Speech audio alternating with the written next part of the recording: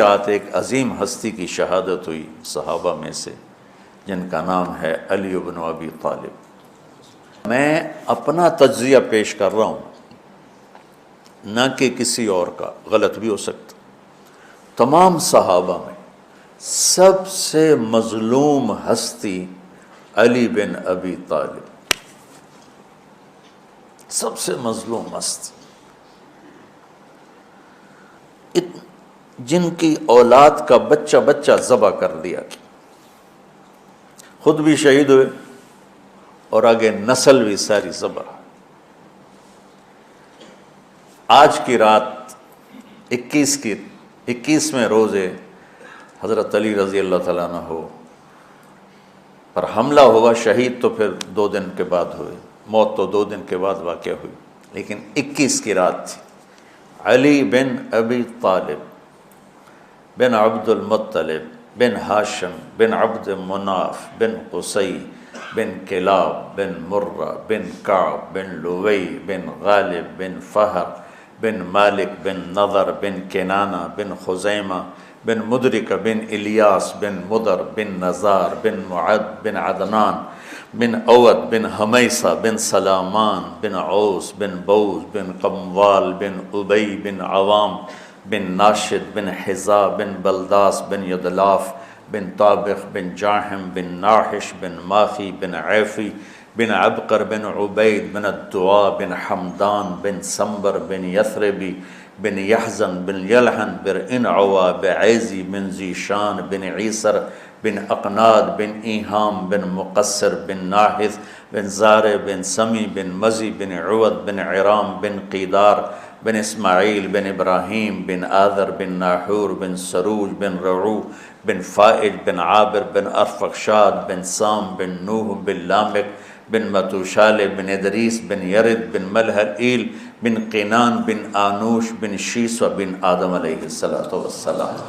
آج ہمارا جی چاہ کہ میں امیر المومنین کا نسب بیان کروں کہ آج ان کی شہادت کی رات ہے، شہادت کا دن ہے، کہ جب اہل شام نے الگ حکومت اپنی قائم کر دی، حضرت علی کے مقابلے میں اپنی حکومت کا اعلان کر دیا تحکیم کے فیصلے کے بعد، اور اس پر خوارج کی ایک جماعت بن گئی، الگ ہو گئے، جنہوں نے پھر بڑی خوفناک جنگیں کی، بڑے زمانے تک وہ مسلمانوں کو نقصان پہنچاتے رہے۔ تو 3 خارجی اکٹھے ہوئے کہ جتنا فساد ہے نا، اس کی جڑ ہے ایک عمرو بن عاص اور معاویہ بن ابی سفیان اور علی بن ابی طالب رضی اللہ تعالیٰ عنہ، ان تینوں کو قتل کر دو، فتنہ ختم ہو جائے گا۔ تو عمرو بن عاص اس دن آئے ہی نہیں، وہ مصر کے گورنر تھے، فجر کی نماز، تو جو ان کی جگہ آئے وہ مارے گئے، شہید ہو گئے۔ معاویہ رضی اللہ تعالیٰ عنہ پر اس نے وار کیا، لیکن وہ سر سے پھسل کے کمر پہ جا کے لگا اور کمر چھل گئی، لیکن اللہ نے زندگی بچا لی۔ تو عبد الرحمن بن ملجم جس نے حضرت علی کو شہید کیا، یہ آیا ہوا تھا کوفے میں، تو لوگوں نے کہا امیر المومنین یہ اس کے ارادے اچھے نہیں نظر آتے، تو اس کو ہم پکڑ نہ لیں۔ فرمان لگے تو مجھے پھر اللہ کی ملاقات کیسے ملے گی؟ میں تو تم میں نہیں رہنا چاہتا، میں تو اللہ سے ملنا چاہتا ہوں۔ حضرت علی کے ساتھیوں نے بڑی بے وفائی کی، بڑی بے وفائی کی، اس لیے میں کہہ رہا ہوں مظلوم ترین ہستی۔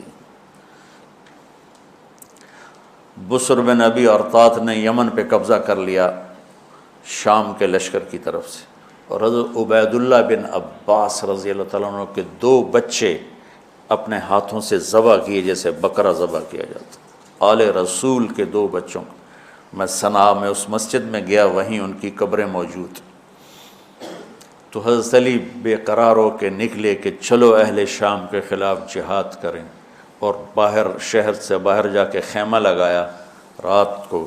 صبح دیکھا تو ایک آدمی بھی نہیں آیا ہوا تھا، اکیلے تھے۔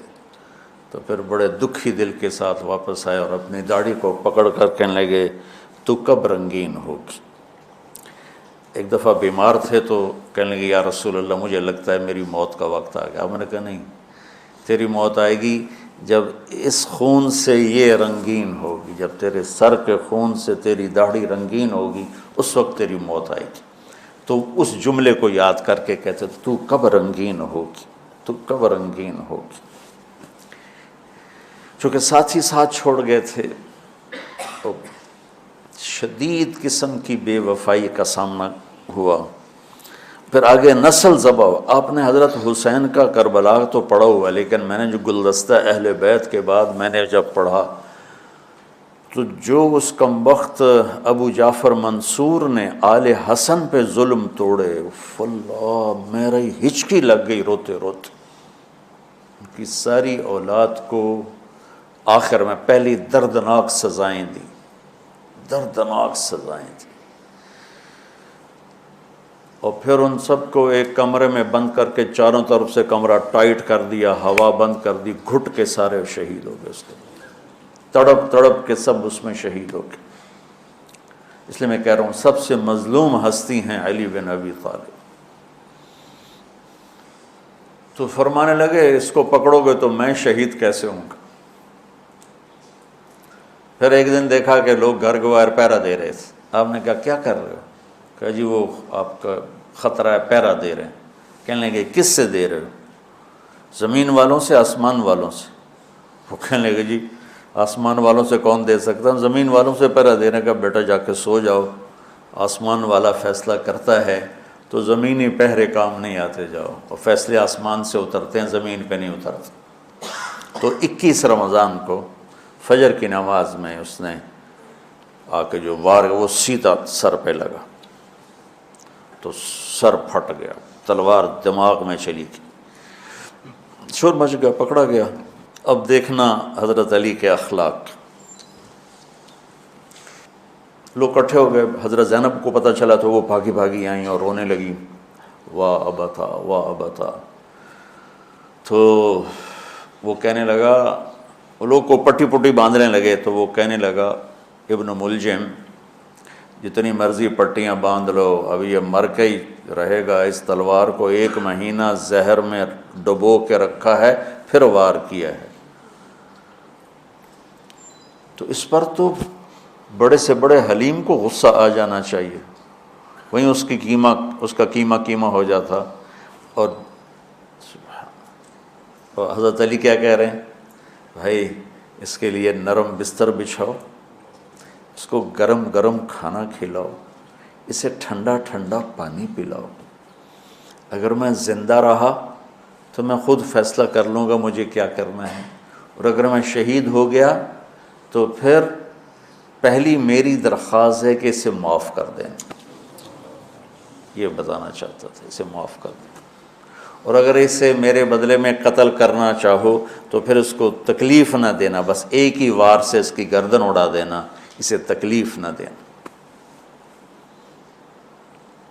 اللہ اکبر۔ آپ پڑھیں گے نا صحابہ کی سیرت تو سب سے زیادہ فضائل حضرت علی کے، سب سے زیادہ مقام اور مرتبہ تو ویسی جیسے خلفائے راشدین۔ سارے صحابہ اللہ کے ہاں مغفور محبوب، ان میں سے 10 مقرب ترین ابو بکر، عمر، عثمان، علی، طلحہ، زبیر، سعد، سعید، ابو عبیدہ بن جراح اور عبد الرحمن بن عوف۔ پھر ان 10 میں سے 4 محبوب ترین جو خلفاء بنے، پھر جیسے ان کی خلافت کی درجہ بندی ہوئی ایسے ان کے مقام اور مرتبے کی درجہ بندی ہوئی، لیکن فضائل سب سے زیادہ حضرت علی کے ملتے ہیں۔ اور یہ ایک فضیلت جو حضرت علی کو اللہ کے نبی نے سنائی، ہاتھ پکڑ کر یوں اپنے سینے کے قریب لگا کے فرمایا، اترضی ان یکون منزلک مقابل منزلی فی الجنہ، علی تو راضی ہے جنت میں تیرا گھر میرے گھر کے سامنے ہوگا۔ تو حضرت علی رونے لگے کہ نہیں میں راضی، میں راضی۔ تو آج کی رات اس ہستی کی شہادت ہے، فجر کی نماز میں ان کا انتقال ہوا، جن کو میرے نبی نے ابو تراب کا لقب دیا کہ تو میرے لیے ایسے جیسے موسیٰ کے لیے ہارون ہے، تیرا گھر جنت میں میرے گھر کے سامنے ہوگا۔ پھر آپ نے اپنی بیٹی فاطمہ سے کہا فاطمہ تو میں یہ دونوں حسن حسین اور یہ جو سویا ہوا ہے، حضرت علی جاگے نہیں، وہ سوئے ہوئے تھے، یہ جو سویا ہوا ہے ہم پانچوں آخرت میں ایک ہی جگہ پر ہوں گے، اکٹھے ہوں گے۔ تو یہ بڑے درجے کے صحابہ میں، اور اللہ کی قدرت ہے کہ اللہ نے کسی خالص ہاشمی کو حکومت نہیں دی، کامیاب نہیں ہونے دی۔ بنو عباس بھی اہل بیت ہیں لیکن ذرا دور سے، ان کے 35 حکمران آئے، 35 میں سوائے ایک کے سب کی مائیں ہاشمی نہیں تھی۔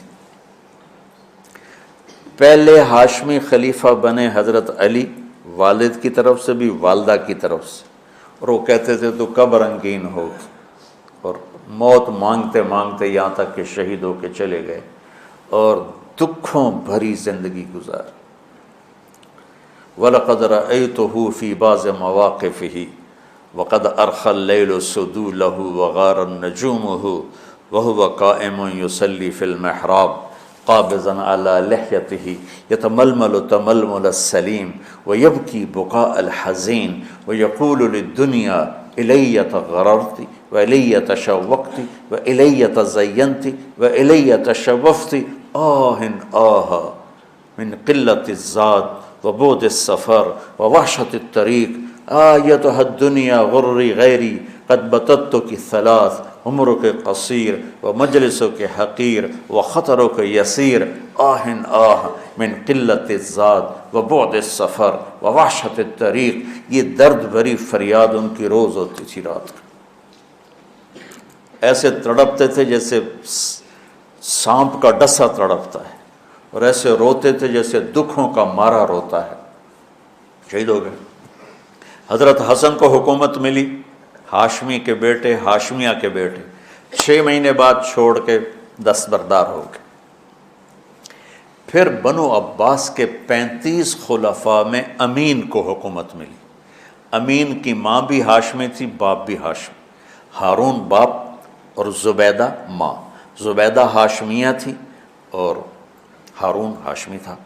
مامون اس کا بھائی باندی کا بیٹا تھا، امین زبیدہ کا بیٹا تھا، اور ہارون نے زبیدہ کے پریشر میں وصیت نامہ امین کے لیے لکھوایا، اور بعد میں مامون، کہ پہلے خلیفہ امین ہوگا، امین کے بعد مامون ہوگا۔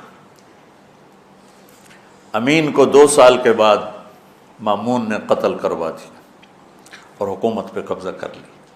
کسی خالص ہاشمی کی حکومت نہیں چلی۔ اور امام حسن نے حضرت امام حسین کو بلا کے فرمایا کہ میرے بھائی ایک وصیت کرتا ہوں جب انتقال کا وقت، کہ میں نے دیکھ لیا ہے اللہ نے ہمیں نبوت دی ہے، ہمیں حکومت نہیں دے گا۔ حضرت حسن کو اللہ نے اللہ کے نبی والی فراست دی تھی۔ امام حسن اس فراست کے مالک تھے جو اللہ کے نبی کو اللہ نے دی تھی، وہاں سے حصہ ملا تھا فراست کا۔ عجب عجب باتیں فرمائیں۔